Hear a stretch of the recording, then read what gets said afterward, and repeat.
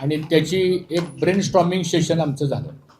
साधारणतः देशातला आणि राज्यातला साखर उद्योग, त्याची येणारी आव्हानं, अडीअडचणी आणि भविष्यामध्ये या उद्योगासाठी भविष्यामध्ये आपण काय अजून रेव्हेन्यू रिसोर्सेस करू शकतो, उत्पादकता कशी वाढवू शकतो, इफिशियन्सी कशी वाढवू शकतो आपण, आणि रेग्युलेटिंग ऑथॉरिटीजमध्ये आपल्या काही अडीअडचणी आहेत, अशा विविध विषयावरती एक 2-2.5 तास आमचं ब्रेनस्टॉर्मिंग सेशन झालं.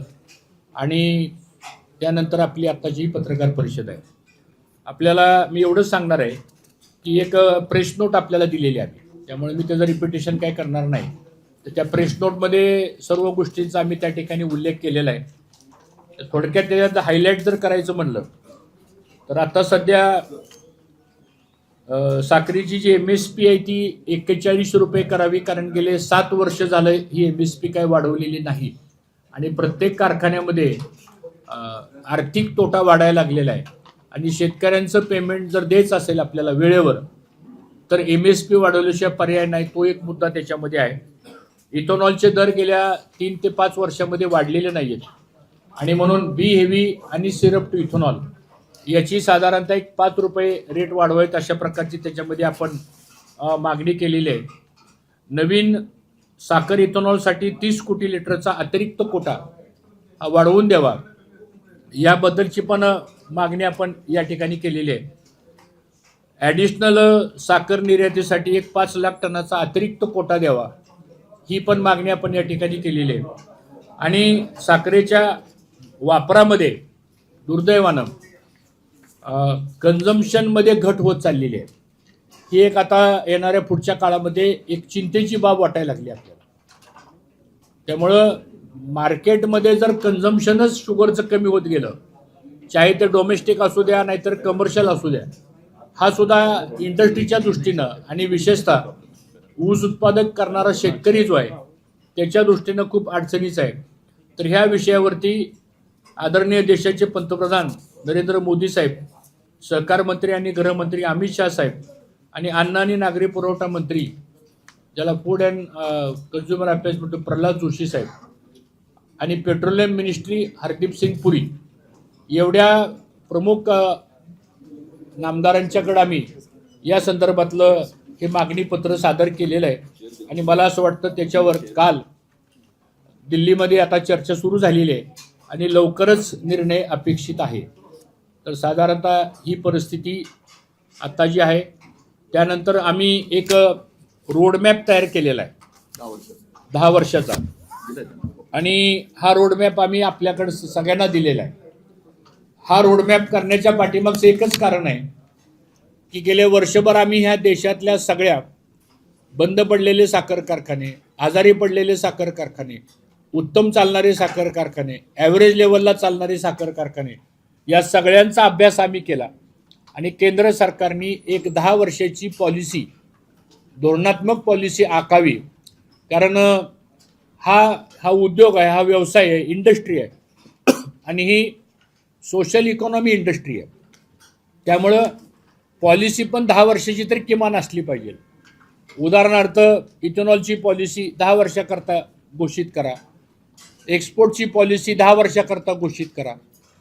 भले तुमचं प्रोडक्शन जर कमी झालं तर कोटा कमी करा, पण ती पॉलिसी कॉन्स्टंट राहिली पाहिजे. कारण मोठ्या कोट्यवधी रुपयाची गुंतवणूक या बँकर्सची, वित्त संस्थांची, ही या इंडस्ट्रीमध्ये गुंतवलेली आहे. आणि ह्याला जर एक कॉन्स्टंट पॉलिसी असेल 10 वर्षाची तर ह्याचा फायदा या उद्योगाला होऊ शकेल.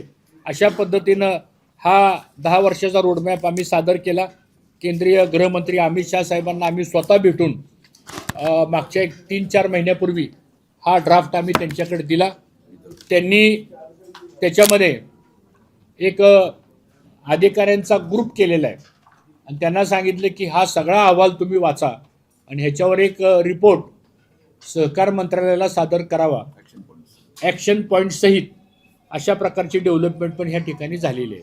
त्यामुळे मला वाटतं ह्या 2 विषयाकरता आपल्याला इथं बोलवलेलं आहे. मी काही जास्त वेळ आपला घेणार नाही.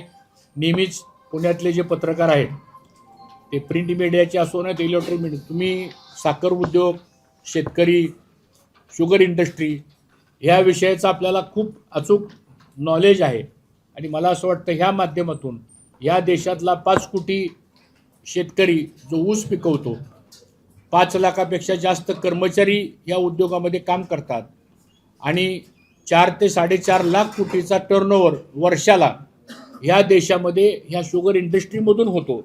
मला असं वाटतं याचा आपल्यामार्फत शेतकऱ्यांच्यापर्यंत ह्या सगळ्या गोष्टी जाव्यात अशी आपल्याला विनंती आहे. आपण आल्याबद्दल आपणा सर्वांना धन्यवाद.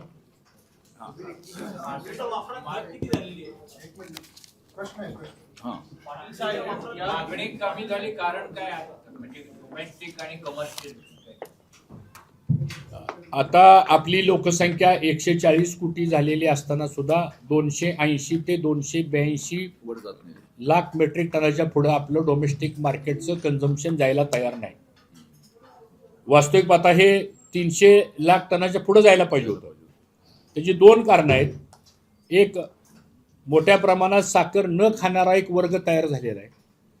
दुसरं महत्त्वाचं कारण असं आहे की कदाचित हेल्थ कॉशियस म्हणून आता ही साखर जी वापरली जाते घरगुती कामासाठी त्याच्यामध्ये प्रमाण कमी व्हायला लागलेलं आहे. आणि सगळ्यात महत्त्वाचं म्हणजे जी कमर्शियल ॲक्टिव्हिटी करता जी साखर वापरली जाते, विशेष करून कोल्ड ड्रिंक्सच्या बाबतीमध्ये, मग ते पेप्सी असेल, कोला असेल, आता इथं सुद्धा ग्राहकांची डिमांड अशी आलेली की आम्हाला झिरो कोक द्या, आम्हाला डाएट कोक आम्हाला द्या, आम्हाला त्याच्यामध्ये शुगर कंटेंट नको आहे, अशी नवीन जनरेशन पण मागणी करायला लागलेली आहे. बऱ्याच ठिकाणी साखरेचा वापर कमी करावा असं पण सांगितलं जातं. अशी अनेक कारणं आहेत. त्यामुळे मला असं वाटतं एका बाजूला उत्पादन वाढणार आणि दुसऱ्या बाजूला आपलं कन्झम्पशन कमी होणार. तर यावर पण लवकरच केंद्र सरकारने सुद्धा ह्याच्यावर काहीतरी मार्ग काढावा लागेल, याच्यावर एखादी चर्चा घ्यावी लागेल आपल्याला. नाहीतर हे असंच जर राहिलं तर मग इंटरनॅशनल मार्केटही साखरेला राहणार नाही, डोमेस्टिकही मार्केट राहणार नाही आणि हळूहळू आता साखरेचं कन्झम्पशन कमी होत आहे, ही चिंतेची बाब आहे.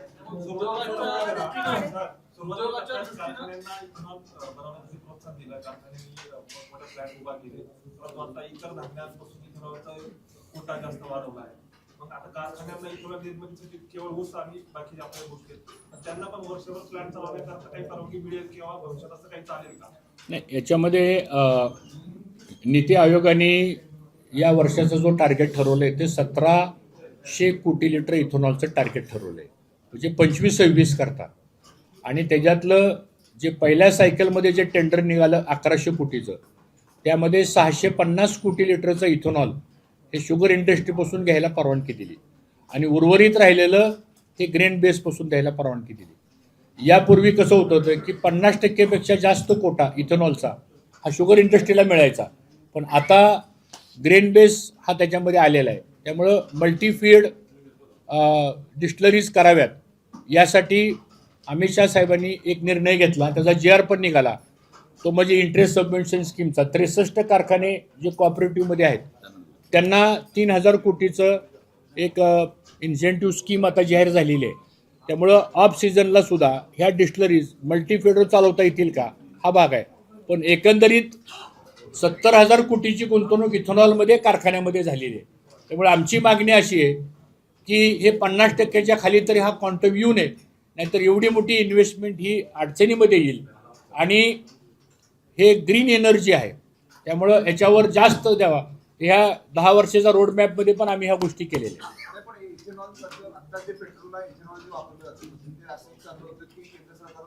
काही लोकांनी मागणी केली की त्याचं प्रमाण थोडंसं वाढवा पेट्रोल कंपन्यांवर, जेणेकरून हा बॅकलॉग जो आहे तुमचा आता तुम्ही जो ऑफ सीझनचा सांगता किंवा सीझन मध्ये तो कुठेतरी कव्हर होईल. नाही, आता त्यांनी कोटा वाढवला ना, त्यांनी कोटा वाढवला. आता गेल्या वर्षीच्या तुलनेनं ह्या वर्षी 9% कोटा हा शुगर फॅक्टरीच्या इथेनॉलचा वाढवलेला आहे. आणि आता दुसरं सायकल एक निघणारे परत आता 30 कोटी लिटर, तर त्या दुसऱ्या सायकलमध्ये 30 कोटी लिटरपर्यंत निघेल असा एक आमचा अंदाज आहे. त्यामुळं हळूहळू आम्ही हे पण मागणी करतोय की ठीक आहे, ग्रेन बेस उत्पादन करणारा पण शेतकरीच आहे आणि शुगर इंडस्ट्रीमध्ये इथेनॉल तयार करणारा पण शेतकरीच आहे, पण हा बॅलन्स ठेवावा लागणार आहे कारण इन्व्हेस्टमेंट खूप झालेली आहे. आणि मला असं वाटतं की आता लोकांची मागणी पण वाढायला लागलेली आहे. म्हणजे इथेनॉल मिश्रित हे घेण्यामध्ये, तर त्याचा उपयोग होईल आपल्याला पुढं. उत्पादन जास्त आणि वापर कमी हा ट्रेंड आता यापुढे असंच कायम राहील असं दिसतंय. साखर उद्योगाचं भविष्य उज्ज्वल आहे. नाही, म्हणून तर आता हा जो रोडमॅप आपण जो केला आहे 10 वर्षाचा, आत्तापर्यंत काय होतं की साखर ही अत्यावश्यक सेवेमध्ये होती, आजही आहे आणि उद्या राहणारच आहे. पण आत्ताची प्राप्त जर मार्केट परिस्थिती बघितली तर तुम्ही आपल्या पण कुटुंबामध्ये अनुभव घेत असाल की तुम्ही महिन्याला साखर घरी किती वापरता. हळूहळू हे प्रमाण आता कन्झम्पशनचं कमी कमी होत चाललेलं आहे. आणि त्यामुळं मग ह्याला पर्याय काय केलेत आपण, ह्याला बायो CNG आहे, ह्याला इथेनॉल आहे, ह्याला आपण एक्सपोर्टला जर मार्केट चांगला असेल तर एक्सपोर्ट करावं लागेल. हे ॲव्हेन्यूज आपल्याला बघावे लागतील सांगतो. कारण ही दरवर्षी चालणारी इंडस्ट्री आहे, दरवर्षी गळीत हंगाम आहे, दरवर्षी FRP आहे, दरवर्षी क्रशिंग लायसन आहे, हे दरवर्षीच आहे, एका वर्षापुरतं नाही आहे. त्यामुळं हा एक चिंतेची बाब आहे आणि ह्याचा आतापासून विचार करावा लागेल असं आम्हाला वाटतं. हेच आता जे शेती म्हणलं किंवा साखर उद्योग म्हणलं तर तो निसर्गावर अवलंबून आहे. बाह्य निर्गत धोरण असेल किंवा अंतर्गत देशांतर्गतले जे काही आपण 10 वर्षाच्या रोड मॅप मध्ये ठरवताना सगळे धोरण तुम्ही हायलाइटेड काय मुद्दे आहेत ते थोडेसे, कारण ह्या सगळ्या गोष्टी थोडी त्या वेळेस बदल करावे लागतात. तर मग हा 10 वर्षाचा रोड मॅप कशा पद्धतीचा? नाही, हा रोड मॅप करताना आपल्या देशामध्ये 535 साखर कारखाने आहेत, कोऑपरेटिव्ह आणि प्रायव्हेट. याची क्रशिंग कॅपॅसिटी पर डे किती आहे? कारखाना पूर्वी 150 दिवस 160 दिवस चालायचा, आता 100 दिवसाचीच ॲव्हरेज क्रशिंगचे डेज आता यायला लागलेले आहेत. मग उर्वरित राहिलेल्या 265 दिवसामध्ये करायचं काय? ते कामगारांचा प्रश्न आहे. ती इंडस्ट्री 265 दिवस बंद राहते. मग त्या ऑफ सीझनमध्ये जसं आता आयुक्तांनी सूचना मांडली की सोलर पॅनल स्थापन करा. बऱ्याच कारखान्याकडे जागा शिल्लक आहे, तिथं सौर ऊर्जा आपण करू शकतो. ऑफ सीझनमध्ये बगॅस आणून आपलं कंडेन्सिंग प्रेशरचं जर आपल्याकडं टर्बाईन असेल तर आपण कोजन निर्माण करू शकतो किंवा आपण मल्टीफीडचं इथेनॉल करू शकतो. शेवटी रेव्हेन्यू रिसोर्सेस आपल्याला 365 डेज करावेच लागतील आपल्याला, नाहीतर मग ही इंडस्ट्री भविष्यामध्ये अडचणीला खूप सामोरे जावं लागेल. सर, काल राजू शेट्टींनी साखर आयुक्तांची भेट घेतली आणि भेटीनंतर ते पत्रकारांशी बोलले. त्यांचं होतं की तुमचं कर्मयोगी सहकारी साखर कारखाना आहे त्याची सभासदांची मान्यता न घेता ओंकर शुगरला तो चालवायला दिलेला आहे असा आरोप. त्या विषयावर आपण नंतर बोलू. अगोदर हे विषय आपले होऊ द्या, अगोदर त्याच्यावर बोलतो मी तुम्हाला.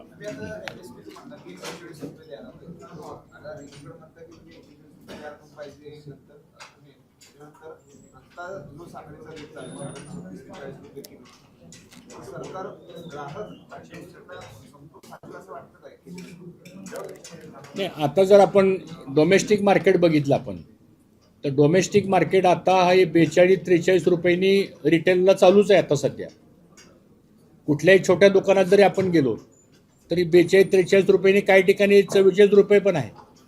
आणि तो ग्राहक आता साखर घेतोयच की. म्हणजे असं काही नाही की कुठल्या ग्राहकाने क्राय केलं की बाबा दर लय वाढले म्हणून साखरेची, अशी नाही परिस्थिती ती. बरेच दिवस झाले आपण मागण्या करत आहात, त्याच्यावर अनेक पत्रकार परिषदा झाल्या, बातमी छापून पत्रव्यवहार आपण करताय, काय तोडगा का निघत नाही? आता ह्या मागण्यामध्ये तोडगे काही निघाले ना. आम्ही एक्सपोर्टला मागणी केली, 15 लाख मेट्रिक टनला मान्यता मिळाली. आम्ही ॲडिशनल 5 लाख टनाची मागणी करतोय, ते पण आता होण्याच्या मार्गावर आहे. आम्ही MSPची मागणी केली, ती फाईल आता मूव्ह झालेली आहे. कदाचित आज पार्लमेंटचा शेवटचा दिवस आहे, हे झाल्यानंतर ती कॅबिनेट समोर जाईल. त्याच्यानंतर इथेनॉलच्या प्राइसेसच्या बाबतीमध्ये सुद्धा फाईल प्रस्तावित झालेली आहे. आता ते इंटरनल डॉक्युमेंट्स आहेत, ते आपल्याला काय सांगू शकत नाही. पण ह्या सातत्यानं शेवटी ह्या डिमांड्स आपण सातत्यानं केल्याशिवाय आपल्याला पण न्याय मिळणार नाही ना. एकदा मागितलं, दोनदा मागितलं आणि परत आपण मागणी सोडून दिली, हे पण बरोबर नाही. कारण शेवटी आज 5 कोटी शेतकऱ्यांचा प्रश्न आहे. तोही प्रस्ताव दिलेला आहे, त्याच्यावर पण चर्चा चालू आहे की ड्युएल पॉलिसी, प्राइसिंग पॉलिसी करावी. अर्थात आता हे फूड अँड कन्झ्युमर अफेअर्स डिपार्टमेंटने करण्याची आवश्यकता आहे. मला असं वाटतं की त्याच्यावर विचार विनिमय चालू आहे. सर, ड्युअल प्राइसिंग मार्केटिंगची मागणी तुमची किमान 20-25 वर्ष जुनी आहे. म्हणजे याच्यात जे काही अडथळे असतील ते सगळ्यांनाच अवगत असतील इव्हन मिनिस्ट्रीमध्ये. त्या अडथळ्यांवरती काय सोल्युशन काढायची प्रोसेस सुरू झाली? नाही, याच्यामध्ये ड्युएल प्राइसिंगच्या करता म्हणून तर गव्हर्नमेंटनी लिव्ही आणली होती आणि फ्री सेलचा कोटा आणि लिव्हीचा कोटा त्यांनी आयडेंटिफाय केला होता. मधल्या काळामध्ये आपण ती लिव्ही काढून टाकली. नंतर आलं रिलीज मेकॅनिझम आलं. आता सध्या रिलीज मेकॅनिझमच्या माध्यमातून 20, 21, 22 लाख मेट्रिक टन साखरेला आपण परमिशन देतो ॲज पर द डिमांड.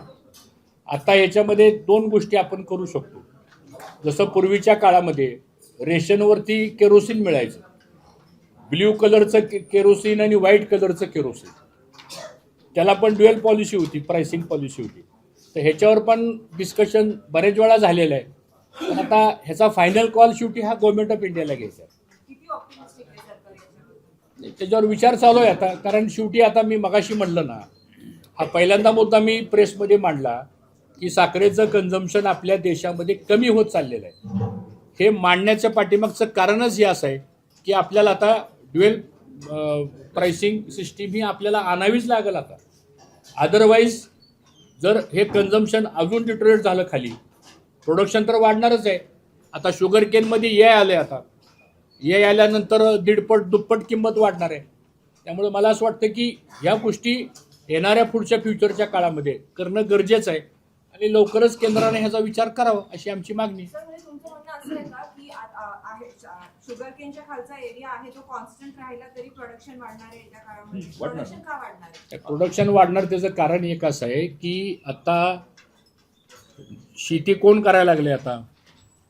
आता तरुण वर्ग जो डबल ग्रॅज्युएट झालेला आहे, जो BSc ॲग्री आहे, जो MSc ॲग्री झालेला आहे, तुम्ही फील्डवरती जर बघितलं आपण, आणि लँड होल्डिंग कमी कमी होत चाललेलं आहे. त्यामुळं त्या कुटुंबाचं आर्थिक नियोजन करायचं असेल तर उत्पादकता वाढवल्याशिवाय पर्याय नाही आता. आणि मला असं वाटतं ही नवीन जनरेशन जी ॲग्रिकल्चरमध्ये आली आता, ती हॉर्टिकल्चरमध्ये असेल, डेअरीमध्ये असेल, पोल्ट्रीमध्ये असेल, फिशरीमध्ये असेल किंवा शुगर केनमध्ये असेल, ती उत्पादकता वाढवायला लागली. आता नवीन टेक्नॉलॉजी आल्यात, आता नवीन बियाणं आलेलं आहे. आता 150-150 टन एकरामध्ये ऊस काढणारे शेतकरी आता आमच्याकडं हजारामध्ये तयार झालेले आहेत. म्हणजे हा बदल आहे ना आता. त्यामुळं जर हे प्रॉपर स्टेबलायझेशन झालं सगळं व्यवस्थित तर प्रोडक्शन हे वाढणारच आहे. एआयमुळं आता जे तुमच्या भागात बारामती भागात आम्ही बऱ्याच लॅब पण मायक्रोसॉफ्ट केलं जातं. पण तिथं एआयमुळं प्रोडक्शन तर वाढेलच, उत्पादन वाढेल. मग शेवटी एआय हे तुम्हाला फायद्याच की तोट्याचं? कारण इकडं मार्केट पण नाही म्हणताय, इकडं एआयचा पण वापर करायचं पण म्हणताय. नाही, 2 गोष्टी आहेत. तो शेतकरी उत्पादन करताना त्याची जर कॉस्ट समजा 30,000 रुपये एकरी येत असेल आणि 30,000 रुपये कॉस्ट करून त्याला जर 60 टन ऊस निघणार असेल तर 30,000 रुपयाचं खर्च करून त्याला जर समजा 90 टन ऊस मिळाला तर त्याला 30 टनाचा गेनच मिळणार आहे ना. त्यामुळं साहजिकच आहे की त्याचा उत्पादन खर्च कमी होईल आणि उत्पादकता वाढेल. हा त्याच्या पॉईंट ऑफ व्ह्यूनी झाला. तो काय विचार करणार, माझं उत्पन्न 1.5 वाढलं, मला त्याच्यामध्ये प्रॉफिट झाला. झालाच पाहिजे, शेवटी शेतकऱ्यासाठीच आपण करतो हे. दुसऱ्या बाजूला शुगर इंडस्ट्री भविष्यामध्ये जर आपल्याला टिकवायची असेल तर ह्या सगळ्या गोष्टी मगाशी जी तुम्हाला मी सांगितल्या ते त्याचं कारण आहे. असं 2 गोष्टी लिंकअप करून चालणार नाही आपल्याला. शेवटी हे सगळं अल्टिमेटली 5 कोटी फार्मरसाठीच चाललेलं आहे. आता मी वर्षानुवर्ष पाहतोय प्रत्येक वेळी साखर कारखान्याच्या अडचणीचाच पाडा इथं वाचतात.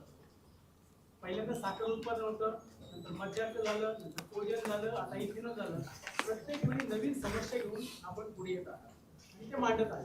आता काही इंडस्ट्रीज अशा आहेत की त्या काहीच मागत नाही तुमच्याकडे, काही कारखाने आहेत आणि प्रत्येक वेळी विशिष्ट कारखान्याचा जो गट आहे तोच दरवेळेस पॅकेजेस मागतो, कर्जाच्या सवलती मागतो, फ्री सिग्नल लोनच्या प्रपोजल्स मागतो, सगळ्या गोष्टी करतो. पण हे कधीतरी संपणार आहे का नाही? त्याचं कारण एक सांगतो तुम्हाला मी. साधं सिंपल लॉजिक आहे. आपणही बरेच वर्ष साखर उद्योग कव्हर करता. आपण कायम सातत्यानं मी तुमच्याही बातम्या वाचत असतो. मी तुम्हाला एक इन्फॉर्मेशन अशी देतो, हा प्रॉब्लेम कुठे येतो. हा प्रॉब्लेम आहे FRP आणि MSP. MSP आणि FRP मधला 500 ते 700 रुपयाचा गॅप आहे. हा जोपर्यंत गॅप कव्हर होत नाही, आता मला सांगा 650 रुपये FRP वाढली मागच्या 5-6 वर्षामध्ये. MSP ऑन रेकॉर्ड आपली 3100 रुपयेच आहे. आत्ताचे साखरेचे दर जर आपण बघितले, ऊसाचे दर जर आपण बघितले, ते त्या दराचे रेट आणि आत्ताच्या साखरेचं मार्केटमधले साखर विक्रीचे दर जर आपण बघितले तर साहजिकच आहे, ह्याचा अभ्यास तुम्ही पण केला पाहिजे. उद्या बाकीच्या उद्योगाला FRP नाही आहे.